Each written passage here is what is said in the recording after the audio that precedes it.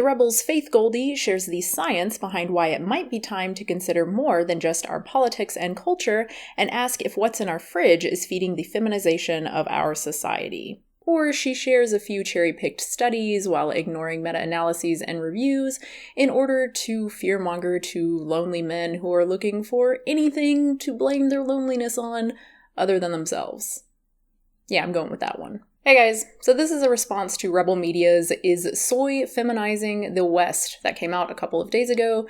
So mostly I'm going to focus on the soy part of the video. I'm not going to talk much about the assumption that men are more feminine than ever because, number one, I don't know what evidence Rebel Media or Faith Goldy, the woman in this video, what evidence they have to support this claim or even what they really mean by it. Gone are the days of hypermasculinity, where male archetypes and role models were on a perpetual quest defined by corporal daring and monetary conquest, those very traits responsible for so much that is good and right in the world. I found this 2008 study of over 27,000 men from the US, the UK, Germany, Spain, Brazil, Mexico, Italy, and France. Men's perceptions of masculinity differed substantially from stereotypes in the literature.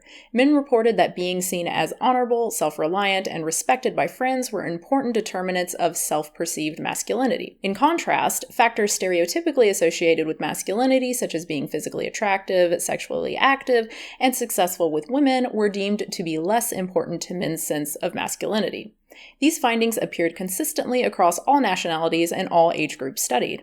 For quality of life, factors that men deemed of significant importance included good health, harmonious family life, and a good relationship with their wife/partner. Such factors had significantly greater importance to quality of life than concerns such as having a good job, having a nice home, living life to the full, or having a satisfying sex life. I don't see how valuing health and long-lasting relationships, I don't see how that's a bad thing. So now onto the soy stuff. So Jack Norris and Jenny Messina, both dietitians, they both have a lot of great information on soy, a lot of detailed information, but they are both vegans, and I do fear that if I cite them in this, that a lot of people will say, oh, well, of course they're going to be biased. Anything regarding soy coming from vegans is going to be necessarily biased, although there are a lot of vegans who are anti-soy. But point is, I will be relying on credible non-vegan sources instead, other dietitians, harvard.edu, etc. The fact that this is really easy to do is pretty good evidence that soy is not the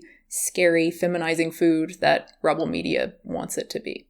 And as always, sources in the description. As a man, if you're consuming extra estrogen, it's going to give you more female characteristics. And if you're a woman, well, it's going to increase your chances of things like breast cancer, cervical cancer, and other types of hormone imbalance related ailments. I'm kind of impressed that someone can get so much wrong in just one sentence.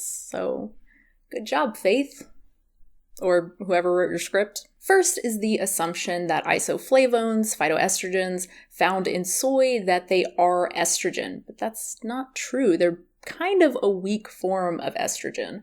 Also, while isoflavones may act like estrogen, they also have anti-estrogen properties. That is, they can block the more potent natural estrogens from binding to the estrogen receptor. In addition, they stop the formation of estrogens in fat tissue and stimulate production of a protein that binds estrogen in the blood, making it less able to bind to the receptor.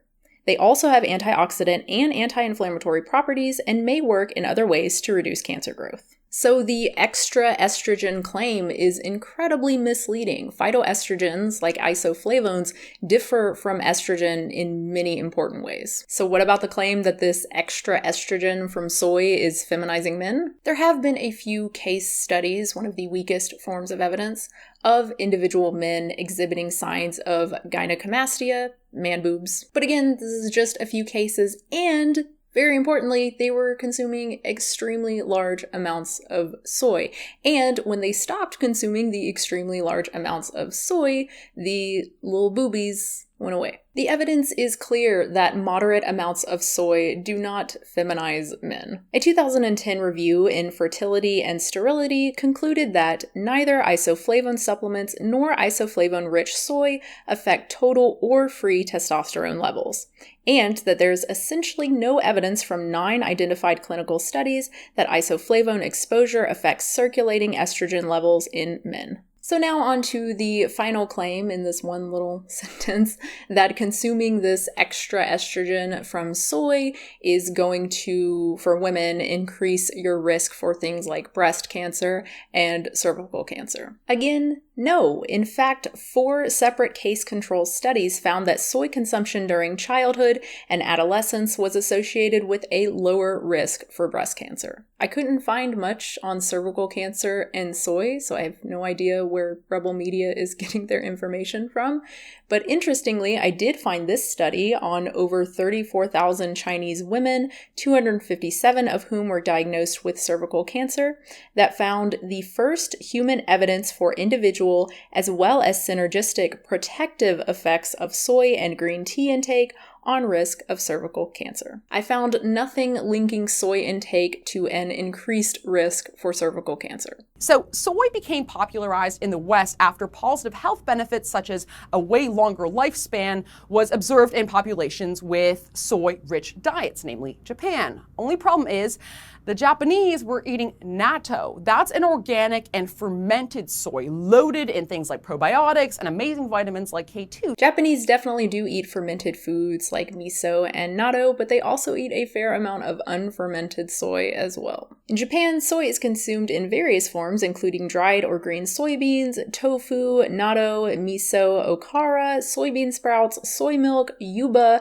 kinako, and soy sauce. Most of what I just listed is unfermented soy. And funnily enough, that same study found that while miso foods, miso soup, reduced breast cancer risk, other soy foods did not. And the likely reason for this is because miso contains more isoflavones than soy products like tofu, and natto does too. I find this funny because didn't Faith say that the isoflavones, the phytoestrogens in soy, that these are bad for us and actually cause cancer? How can natto be so good for us as Faith claims when it contains more of these dangerous isoflavones than other soy products like tofu and soy milk? I hate to say it, guys, but I'm beginning to suspect that Rebel Media doesn't really know what they're talking about. Natto, that's an organic and fermented soy loaded in things like probiotics and amazing vitamins like K2. So Faith and Rebel Media ignore the evidence linking isoflavones in both fermented and non-fermented soy foods to decreased cancer risk, and instead focus on K2? Although Weston A. Price fanatics, naturopaths, and other quacks love to portray K2 as the missing nutrient that will take your health to the next level, the evidence does not support this claim. Basically, our own bodies convert vitamin K1 that we get from plants to vitamin K2, and it's not really clear if getting more K2 from foods like natto, if this is really beneficial. We just don't know that much about K2. This article, written for Science-Based Medicine by Harriet Hall, who is a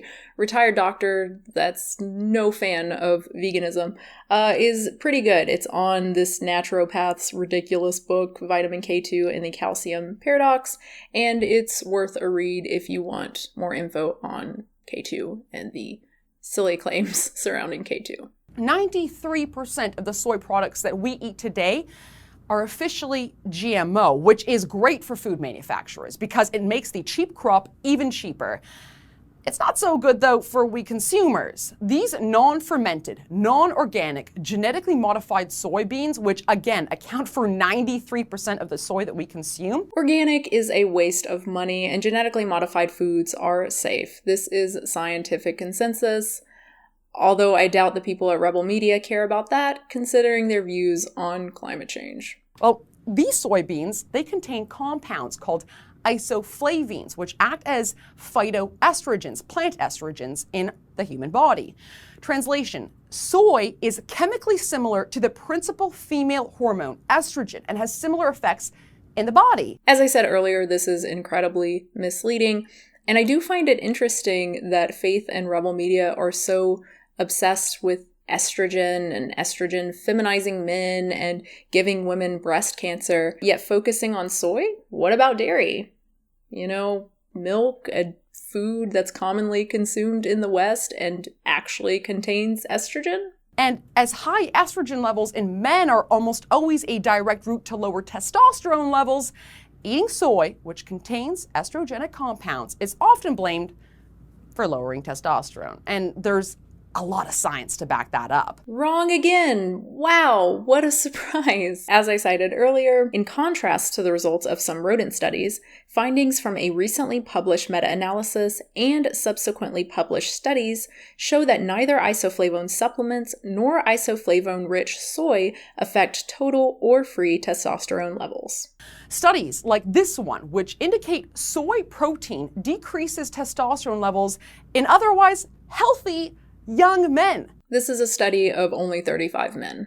Studies in which men as young as 19 started consuming hefty amounts of soy when suddenly all interest in sex was lost and erectile dysfunction was experienced. This is a case study. Studies that indicate infertile men that eat more soy have lower sperm counts just across the board. And this is another small study of only 99 men. Put it all together and we have cherry picking, choosing only the studies that support your claim and ignoring the ones that don't. If we look at the evidence as a whole, the goal of a meta-analysis, we see a very different picture. And again, this meta-analysis of several studies did not find a link between soy consumption and lower testosterone levels. While other studies on animals like this one, and this one found that isoflavones in soy can cause breast cancer, another sign of overblown estrogen. And this is why you don't rely on animal studies alone. As I mentioned earlier, subsequent human studies have not substantiated this and instead have found a possible protective effect of soy when consumed at a young age. Researchers also found that male rats who received soybean feed while still in the womb, they had problems in sexual organ development. And again, that was found in more than just one study. Interesting, but we're not rats. High doses of phytoestrogens have been shown to impair male rats' ability to produce offspring, but the same effect has not been found in male humans. Since many of the concerns related to soy come from studies in rats and mice, it's important to recognize that rodents metabolize soy isoflavones differently than humans, essentially making these studies inapplicable. I'm no doctor, but you don't need to be one to read the reports and draw your own conclusions. No, you don't have to be a doctor, but you should probably know a thing or two about research and about statistics. Reading studies is not like perusing through a magazine or more currently like skimming through Twitter, right? Like, first, you actually have to know about the subject matter, and second, you actually have to know how to read scientific papers. And no, glancing at the abstract does not count. This is why I rely on dietitians and scientific consensus when it comes to things like soy and nutrition in general, and also other things like GM tech and climate change. I am smart enough to recognize my limitations and to defer to the experts. So, unfortunately, Faith, Rebel Media, soy cannot be your scapegoat. It cannot be blamed for this decline in testosterone levels. But what is the cause? It's likely that some sort of environmental exposure is responsible for the testosterone decline, Dr. Thomas Travison of the New England Research Institute said, although he said attempting to explain what this might be based on the current findings would be pure conjecture. In other words, no one knows. But again, the evidence is clear that it's not soy. Thank you so much for watching, everybody. I hope you enjoyed this. Of course, if you have any comments or questions, leave those down below. If you want to subscribe, of course, do that. And if you want to support the channel, you can do so at patreon.com/unnaturalvegan. And thank you so much to everyone who does support the channel, including these guys, these names on the screen right here. And that's it for me. Thank you again, and I will have a new video hopefully very soon. God, these claims, it's so funny. It's so dated. Like, I mean, I don't know. The anti-soy stuff has been debunked for so long now, like so many years. It's so sad that people are still promoting this. Like, come on, man. Get with the times.